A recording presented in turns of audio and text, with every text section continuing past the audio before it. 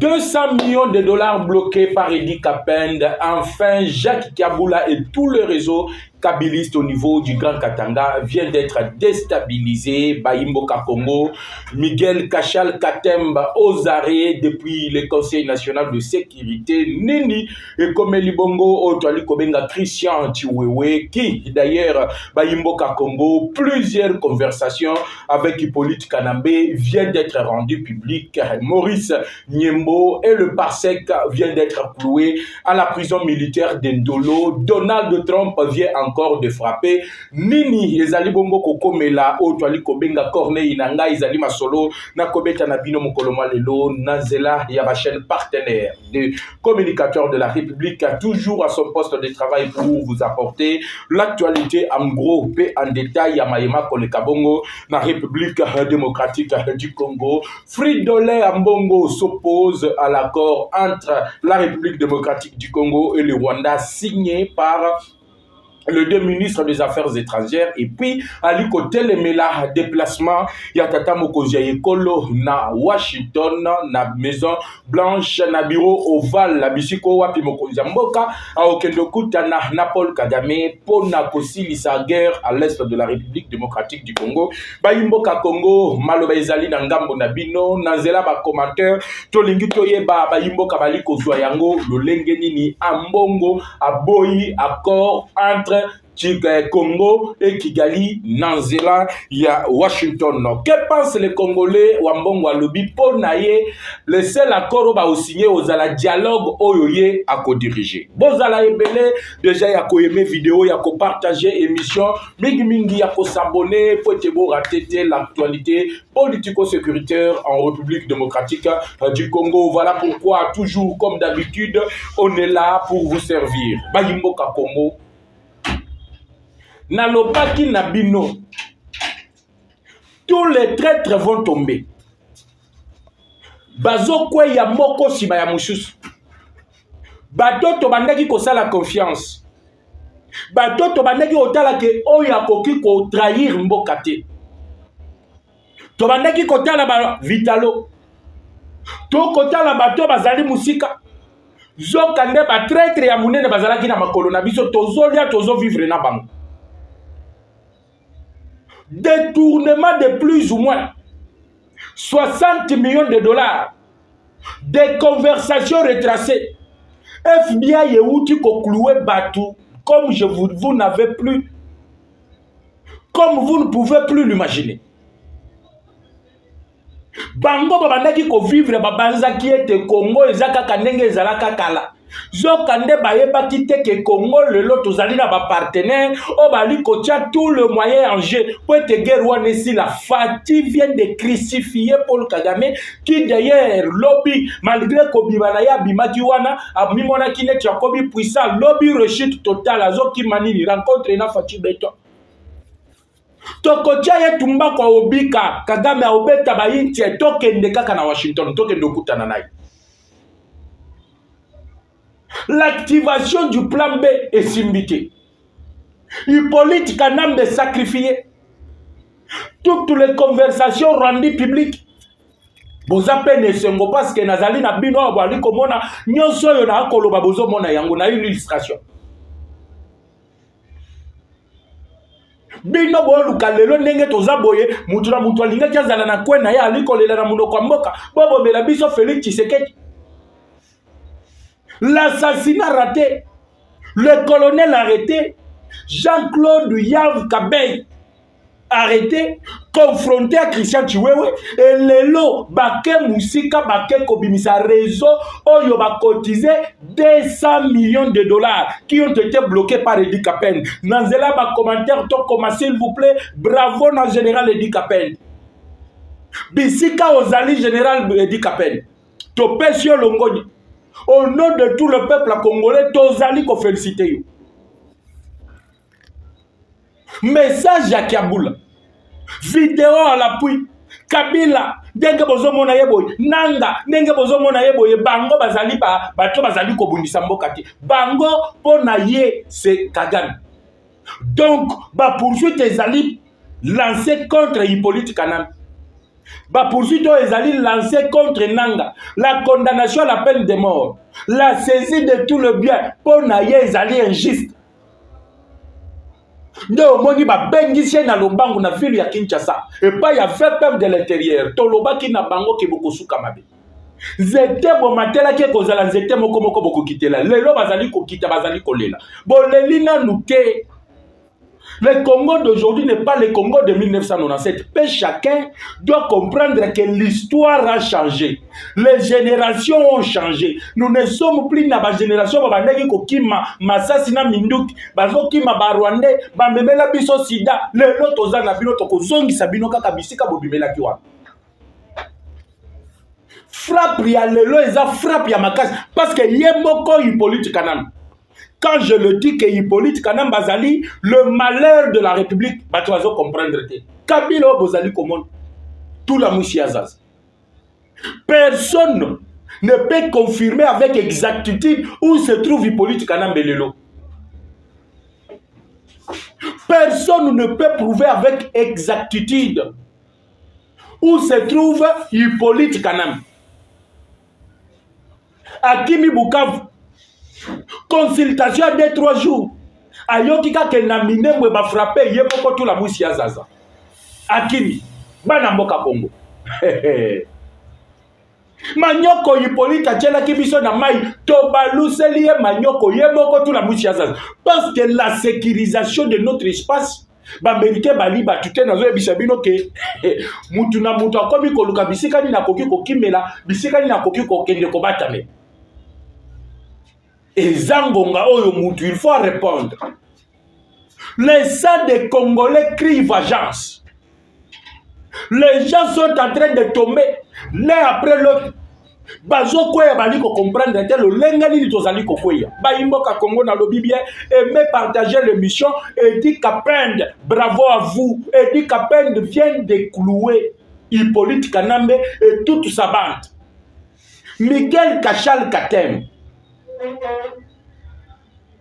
Ba information est bimi au moni plainte oyo boyoki ke non ba katange ba ke ko porter la famille de Tshisekedi plainte en Belgique moto bimi si ba fausse information apesi bango ezali Michel Katem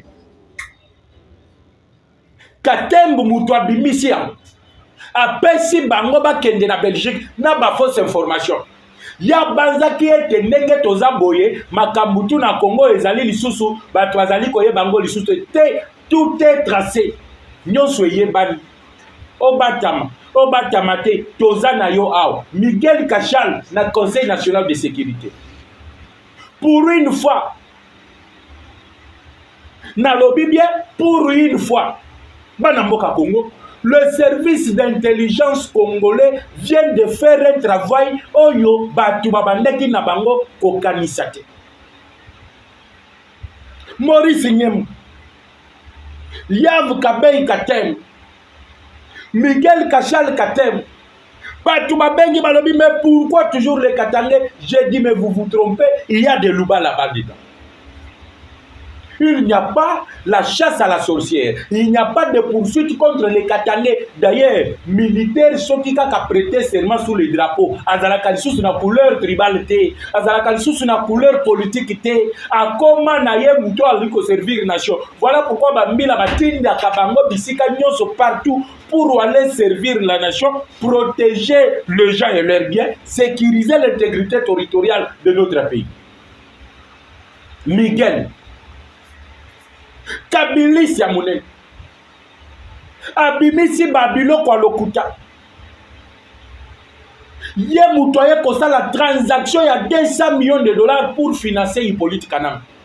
Ba conversation bimagate sali de bimi et dans ces conversations là Hippolyte leur disait Kazala qui prêt ya kokoma dans les grands Katang et il devrait financer le terrorisme ba kotise ba mbong nde omoni sortie médiatique ya Kiaboul nde oye komona Fifi Masuka quelqu'un o ba toazo mona lelo ke azali ko travailler malam zoka nde bato yo bazali ba tribal ya makasi ba tribal ya ndenge moko kosakana te. Bana mboka ko babimisi mbongo ba cotiser 200 millions basala ba transaction boye ba bloqué Edi Kapenda Titi Tina résidence à Miguel a respect chargé à sous-traitance des millions et des millions de dollars. Oh les Obimakuna, aucun jeune Congolais n'en bénéficie. Traité au Bakosala na bakabiliste. Le lo bazali kosuka. Toyebisaki bino que zete bo matela tinde boko kitela. Tala mutu na bino le lo azali cloué par Donald Trump.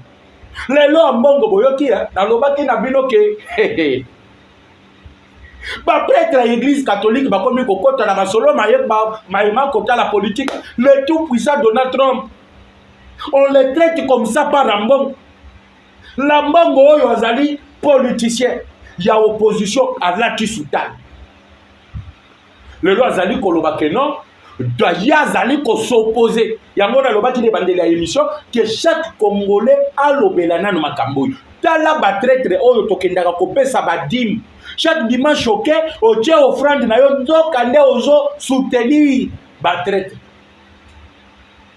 Nzoka nde ozo soutenir babomi. Bato bazali ko boma bandeko na biso. Ambongo alobi ezaka ka dialogue na ye yango nde ba Congolais ba kondima pe ba Congolais ba mituni nani mutuna yo zolo ba au nom de Congolais yo za nani parce que oza centrafricain ambongo yo za Congolais te. J'aurais appris kazali mwana empereur Bokasakuna soki na Éthiopie soki na Centrafrique.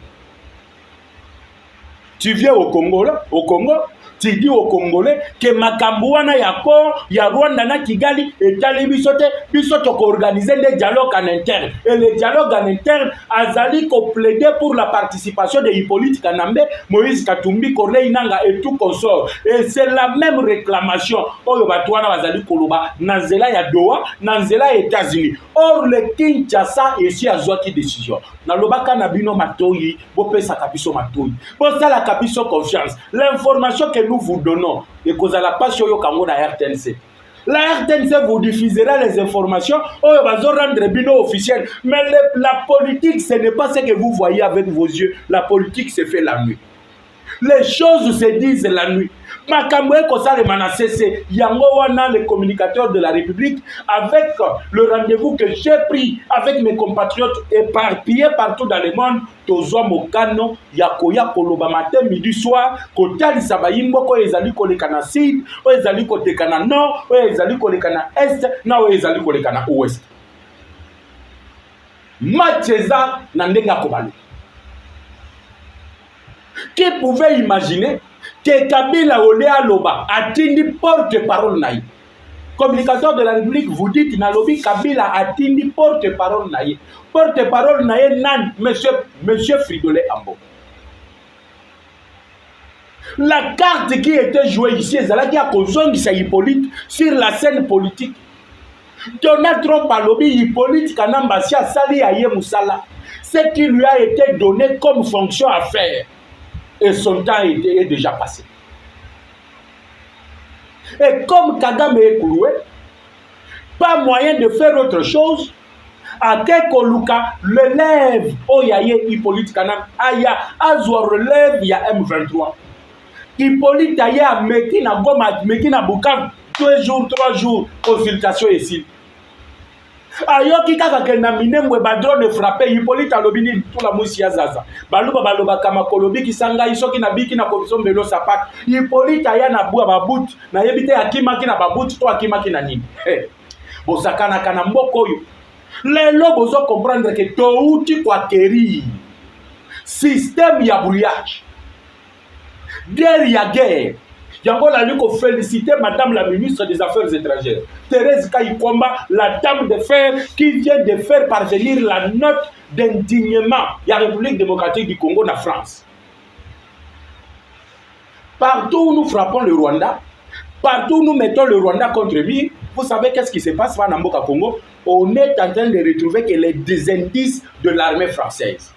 Bah, français, bah, boumi, tozu ba carte d'identité, ba toazo kumba ba avion, ya ba rwandais, ba français, o l'avion humanitaire, to lande la boy, ba français, pe na minute la note circulaire ebimaka te esali nini ebimi yango na lobi bana mboka Congo ma révélation ezali awa etondi meke le formation en gros pe en détail ezowelela kobima po ete bozwa yango po partager yango mokili mobimba zwa video oyo tindela bayimboka oyo bazali connecté te na minute oyo bayeba qu'est-ce qui se passe en réalité na mboka na biso République démocratique du Congo peuple congolais. Kabila Kini atindi porte-parole na ye Fridolin Ambong kende bunda ngai il faut na kota kaka na dialogue. C'est le même plan que Fayulu a utilisé.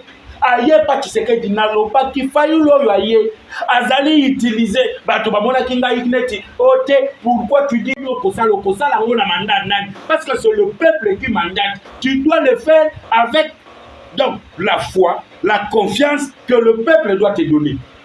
Il y a yo sikoy au salambona nani qui va te mandater, qui va te nommer Félix Tshisekedi. D'ailleurs, Fatia Lobby dialogue et kosalema bino SCC Église catholique bokende kokutana na ba confession religieuse mususu bomona ki bango bakeye pa Jean-Marc Kabund bake kokutana kana Kabund balingi ba élargir cercle na bango mais tozo ebisa bango ke plan na bino ya soutien ya ba terroriste plan na bino ya soutien ya Hippolyte Kanambe et Kosimba te. Le plan qui vous a été donné par l'Union européenne sous l'infiltration et aussi la puissance de la France Kosimba te. Tala lelo France a komi kosenga bolimbisi. Fatia beti bango 12 ya mukolo. Ok, invitation, monsieur le président, vous devez venir avec Kagame au niveau de Paris, Champs-Élysées, il faut bayambabino. 12 ya mukolo. Bayebise da hôtel de la ministre Affaires étrangères. Tozala ki na moment oyo tobandaki koyebisa ba France ba Emmanuel Macron. Ayeti na Kinshasa asalani. Rien, libungutu. C'est le moment que nous devons nous attaquer aux intérêts des Français. Ils doivent comprendre que Bisoto Zaba Kozi na bango, ils vivent grâce à nous. Bisoto vivaka grâce na bango te. Bango ne pas vivaka grâce à nous. Pour votre information, est-ce que Boyebi qui est entreprise totale et lingie banda exploitation ya pétrole na lac Albert? O ezali ko kabola biso na Uganda. Ba français bazali komona. Yango bomoni Uganda uti kofongola frontière ya Bunagana. Yango lisu likolo ya lisu il faut to landela ba Ugandais bazali sincère na bisote. Ote IPDF ekota etrake baza sincère na bisote. Ba fongoli frontière ya Bunagana. Plus grave ba M23 na Doha bali ko réclamer ba sengi na Kinshasa pendant 8 ans. Bango bazali kotika guerre mais Kinshasa epesa bango gestion ya Nord Kivu na Sud Kivu. Fatia Lobby la mine diamant Lambalia.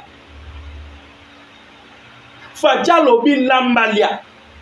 Et de l'autre côté, le général vient d'arriver, le général nommé par Donald Trump vient d'arriver et la pression est totale. Donc, Trump a ici Qatar, Bendaba Nawana Matoui. Avant la fin de ce mois, Bango, il faut pas signer. Boyo Kamina gouvernement ya Kinshasa. Ce qui va signer, le Black Water, Bado va sakalakana Bangote.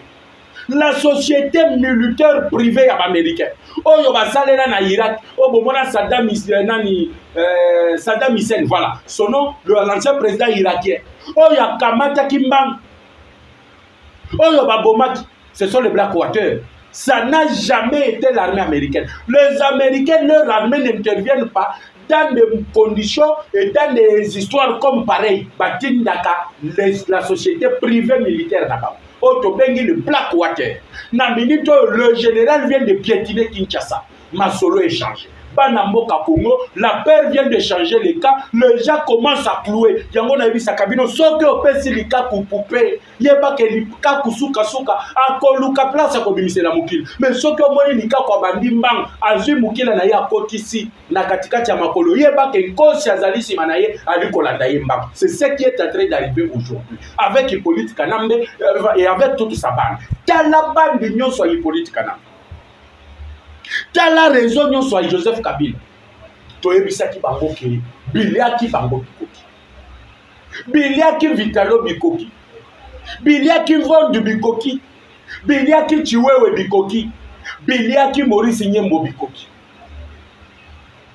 Baoyo tangi banani mais pas to babandaki pour organiser coup d'état bango wana peuple congolais soyez dans la joie et rotolinga ki tozala na matanga mais kimia ezala na ba mitema na bino kimia ezala na bandako na bino shalom chez vous nous sommes victorieux yango na lobaka soki nzamba zali po na yo ata sata telemi na ba démon so ya lifelo muto osala yo mabe azali te regardez que nyonso yo bakuba salaka Tatou Vitalo se retrouve toujours dedans. Et pour protéger Tatou Vitalo, na audience, parce que au moins nous sommes les autres bimalelo, au Batiwe, Bakangi, et Michel Katem, au Jacques Kaboul, il un Conseil national de sécurité, et Bandakina Vitalo. Et Bandakina Vitalo. Ces armes-là, et Kosuka na maboko ya M23. Ces armes-là, et Kosuka na maboko ya terroristes, et la violence, la cruauté, le massacre, les crimes, et qu'on continue à se faire au niveau de l'Est. C'est ainsi que Hippolyte Kanambe a yé kozwa likanisi, ya kobenga bana na ye nyonso balietina tuyatika. Tous ces lieutenants pas cotisé Mbongo pour financer les terroristes du M23. De Michel Katem, Miguel, oh il y a un respect. Bazouye, manu militaire na Lubumbashi, transféré à Kinshasa, auditionné dans le Conseil national de sécurité toute la nuit. Et il est là, arrêté. Il est là, arrêté. Tolali Tolamuki, Jacques Kabou l'a convoqué, Ayebo ye cloué. Azongi nanute. Aozonga toi, Ozonga te, Tokoye Bakaka na ba chaîne partenaire, il y a communicateur de la République, Bokozala informé dans tout ce qui est en train de se passer. Yango na lobby bon, peuple congolais, Tozala uni. Plus question de discours, il y a division. Plus question, il y a haine. Discours de violence, toza nango posate. Yango na lui ko répondre na mbongo. Yo mutozo luka organiser dialogue. Mais zali biti na bino. Bato balandanga matebe d'histoire bayebi ke masolo yo mbongo awuti koloba. Je l'avais déjà prédit. J'avais dit que bango bazoya po bazongisa Hippolyte Kanambe sur la scène. L'objectif faisait que ba bengana Félix Antoine Tshisekedi Tshilombo akende ba préparer sortie na ye ba zongisa Hippolyte Kanambe. Nous avons des recommandations comme nous, les Katangais, to fundi famille présidentielle. Nani abimisi babilokwan Miguel Bakangi. Boko Sambwa. Boko Sambwa. Ce n'est que le début de votre fin. Et là, on a conseillé à Mokonzi Mboka pour finir l'émission. Et ça que Mokonzi et Sengeli a infiltré le Rwanda. Ceux qui ont ici pour désinfiltrer l'armée, donc Tolongoli bato ba infiltrer biso, to tie bango libanda parce que belé déjà to bandi na mutu. Mutu ezana ba généraux, ba lieutenant, généraux, ba général de brigade, ba colonel, ba major, to so kitisa bango, Tolongoli bango parce que bientôt l'ordonnance de retraite anticipée y a ébélé ba généraux na tangeli bino ekoza et ils seront condamnés. L'un d'entre eux a été condamné à la peine de mort. Nakola Kisabino et Longinaye, Bobo Naye, il a été condamné pour fuite devant le ennemi, père qui a accueilli à l'étranger. Il a été arrêté, jugé, condamné à la peine capitale. Et Tangu Tokosilisa, Kolongolaba, et le Maya Nyamunyam, Nakata va service à sécurité, il faut infiltrer l'Ouganda, il faut infiltrer le Rwanda et tous les autres pays limitrophes de la République démocratique du Congo. Et ça sera comme ça que nous allons protéger la nation et l'intégrité de notre territoire. Voilà pourquoi Mboka Congo, je ne devrais pas être très long. Je vous ai démontré noir sur blanc l'arrestation de Miguel Katem, il y a RSP, l'arrestation de Kiabula, l'arrestation de plusieurs généraux, le coup d'état raté, Ezali Akoinda, notre Conseil national de sécurité. Plusieurs informations restent toujours à retrouver avec les communicateurs de la République sur la chaîne des pères et des mères et d'autres chaînes partenaires. Quant à moi, je vous retrouve tout à l'heure, Mboka Congo, sur la même chaîne avec le même plaisir. Que la paix quitte nos esprits et que Dieu bénisse la République démocratique du Congo. Ciao.